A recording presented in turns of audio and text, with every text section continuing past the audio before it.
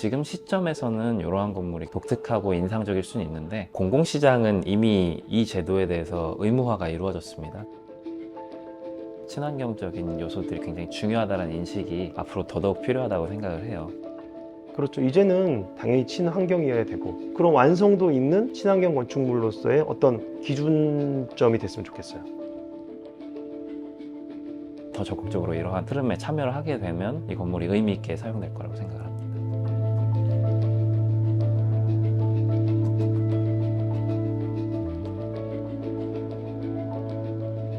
저희가 IT 플랫폼으로 시작을 했는데 그 과정에서 이제 플랫폼에서 단순히 중개하거나 연계하는 서비스만으로는 이 시장의 혁신을 이뤄내기에 한계가 있다라고 판단을 했습니다. 그 가운데에서 제로에너지 빌딩이라고 하는 제도가 태양광 측면에서 뿐만 아니라 건축 측면에서 굉장히 좋은, 국가적으로도 굉장히 꼭 필요한 요소라고 생각이 들어서 이제는 조금 더 영역을 좀 넓혀가려고 시도하고 있고요.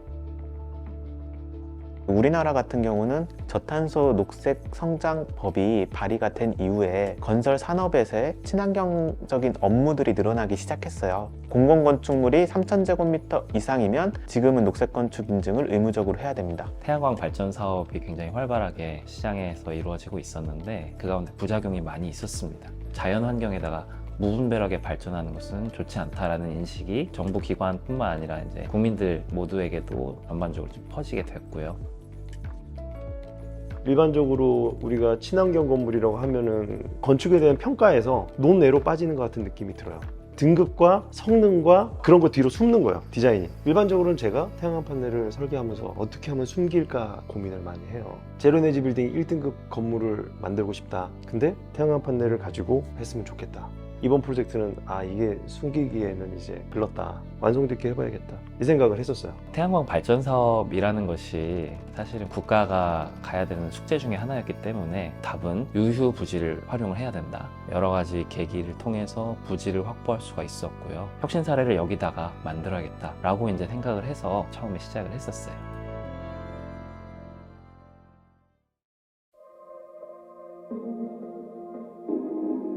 태양광 에너지만으로 이 건물의 자립률을 100% 이상 달성을 하자. 다들 익숙하지 않은 그런 개념이었어요. 에너지공단과 국토교통부에서 이 제로에너지 인증 관련해서 정책 설명회를 하고 있어요. 그래서 기존 5개 등급에서 1개 등급을 더 늘린다고 했습니다. 플러스 에너지 빌딩이라고 해서 120% 이상이면은 PEB 등급을 부여하겠다라고 얘기를 했고요. 제도상 있는 제도는 아닙니다. 단순한 이론상의 접근을 한 거라서 결국 121.7%가 나왔습니다. 진정한 의미의 제로에너지 빌딩을 만들자, 고객사들에게 신뢰성을 주기 위해서 저희가 혁신적인 사례를 직접 추진하는 게 필요하다라고 판단을 했습니다. 흔히 하지 않는 완전한 자립형 건축물을 만들자라는 게 1차적인 목표가 되었어요.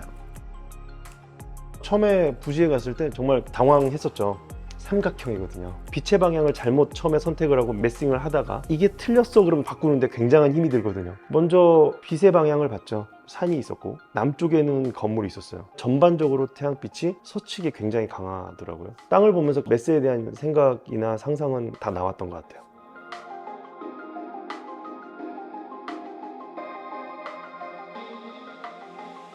사실 제로에너지 빌딩을 달성하기 위해서 건축기술, 그다음에 설비기술, 신재생에너지 생산기술 이렇게 들어간다고 볼 수가 있어요. 건축기술로 해결하는 거는 에너지에 필요한 소요량을 줄이는 것, 그래서 패시브 기술이라고 이제 부르고요. 에너지 요구량을 최대한 낮추기 위해서 우리가 가장 먼저 고려해야 될 것이 뭐냐? 단열이거든요. 그 창면적비가 높기 때문에 일반적인 복층 유리는 고려할 수는 없었고요. 42mm 로이 3중 유리를 적용했습니다.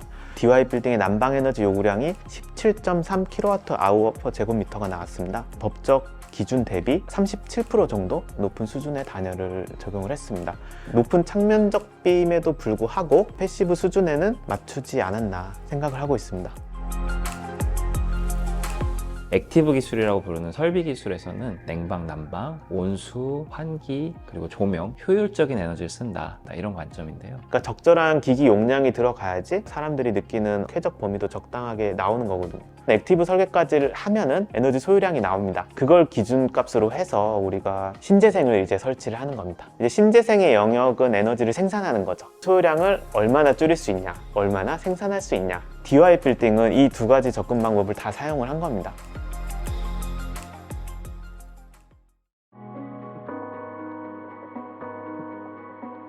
여기에 이제 연료전지나 지열 같은 경우에 훌륭한 기술이긴 하지만 아직 시장에서 적용하기 좀 아쉬운 면들이 남아 있습니다. 초기 투자 비용이 좀 많이 들고 있는 게 현실이에요. 근데 반면에 PV라고 불리는 태양광 발전 기술이 효율이 올라갔고 그에 따라서 이 패널의 단가도 굉장히 많이 떨어졌습니다. 현실적인 우위에 있어서는 태양광이 압도적이다라고 이제 판단합니다. 태양광이라고 하면 지붕에만 설치하는 것 말고 경사면을 제외한 인면적에서 BIPV가 들어갔습니다. 태양광 시공을 하시는 분들도 BIPV라는 걸 처음 들어보시는 분들도 많았어요. 근데 설치하는 방식도 간편하다. 앞으로 더 발전할 수 있다. 뭐 이렇게 설명드리면 전부 다 새로워 하셨어요. BIPV에 가장 적합한 형태가 커튼홀, 창에 가까운 형태였거든요. 어떠한 건물 형태가 가장 최적일까? 어떻게 하면 이 향을 가장 적극적으로 활용할 수 있을까? 그런 것들을 이제 고민을 많이 했습니다. 건물 에너지 부하량을 건물 형태에 따라서 다양하게 가져갈 수가 있거든요. 어떻게 보면 완전히 건축가의 영역이라고 보시면 됩니다. 전체적으로는 제가 생각했던 건물의 쉐입이나 이런 것들이 거의 맞게 나왔다. 동측을 뺀 남측, 서측, 루프탑 쪽에 전부 다 태양광 판넬을 설치를 했어요. 균질한 상황을 만들기 위해서 패브리케이션 같은 느낌을 주려고 했어요. 그러니까 패브릭을 이렇게 늘렸을 때 빈틈들이 생기잖아요. 이런 빈틈이 건물을 에워쌌으면 좋겠다. BIPV 같은 경우는 PV보다는 현장에 좀 적은 편이고요. 최대한 모듈을 많이 설치를 해야 되다 보니까 어떻게든 조금 더 설치할 수 있도록 하는 면이 어려웠던 것 같고요. 국내에서 많이 설치가 된 제품은 아니다 보니까 기술력에 대한 이해도, 실제로도 시공팀이 처음 작업을 해보는 타입이어서 시공을 하면서도 연구를 많이 했었던 것 같아요. 태양광 판넬이 발전을 하면 후면에 열이 납니다. 그 열을 잘 빼지 못하면 발전 효율이 뚝뚝 떨어집니다. 그러면 실질적으로 1등급을 받았다 하더라도 건물은 1등급의 효율을 못 내고 있는 거죠. 이게 진짜 작동을 하기 위한 건축가로서 할 수 있는 일이 무엇일까라는 것도 되게 중요한 거였어요. 앞쪽에 스텝 가든 위에 한 스킨을 더 덮었어요. 큰 바람이 도로 따라서 올라오는 거예요. 바람이 그 터널을 타고 옥상까지 올라가게 해놓고 고였던 열들이 다 끌고 올라가는 거예요. 그 기류를 이용하면 어떨까라는 생각을 했었어요. 실외기가 쫙 놓여져 있어요. 그 실외기가 한쪽 방향으로 계속 바람을 불어냅니다. 다른 바람도 그쪽으로 쏠려 내려가죠. 스텝 가든을 통해서 올라온 바람이 BIPV 판넬의 뒤에 열을 가지고 전부 다 옥상에서 빠져나가는 거예요.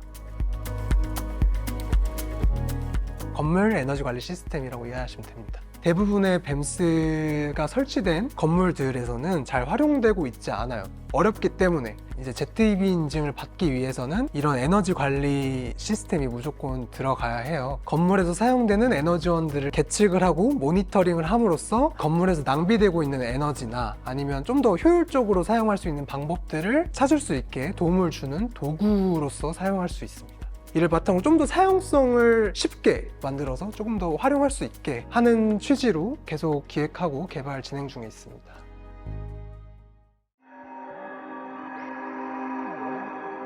그렇죠. 이제는 당연히 친환경이어야 되고 설계하면서 나중에 붙이는 게 아니라 건축가가 처음부터 끝까지 이 태양광 판넬의 효율과 메인터넌스를 위해서 디자인에 그냥 녹여서 그게 하나의 디자인이 되고 그게 성능 발휘가 되고 그런 완성도 있는 친환경 건축물로서의 어떤 기준점이 됐으면 좋겠어요. 그거에 대한 연구 결과예요, 이 건물은.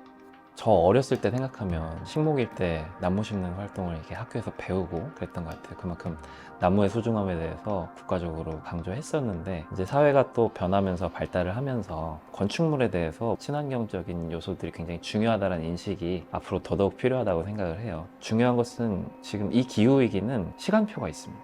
2050년까지 탄소 중립을 달성하지 못하면 우리가 경험한 지구랑 우리의 자녀 세대가 경험한 지구랑 전혀 다른 환경이 될 수가 있다는 그런 위기감이 바로 기후 위기입니다. 그래서 2050년 가까이 가서 하려면 절대 안 되고요. 지금부터 모든 영역에 있는 참여자들이 다 같이 만들어 가야 되는 것인데 건축물을 계획하시는 분들이라든지 좀 운영하시는 분들 또 건물을 사용하시는 분들 다 같이 여기에 동참을 해서 탄소 중립을 만들어 가야 한다라고 생각을 합니다. 결국 우리 사회가 더 나은 사회를 꿈꿀 수 있는 것들이 점점 사라져가고 있는 그런 상황이 참 아쉬운데 그런 것들을 더 적극적으로 꿈꿀 수 있는 기반을 저희가 계속해서 공급해 나가고 저 고객들은 더 나은 꿈을 저희 회사에서 더 발견하시게 되는 게 저희가 바라는 바라고 말씀드릴 수 있겠습니다.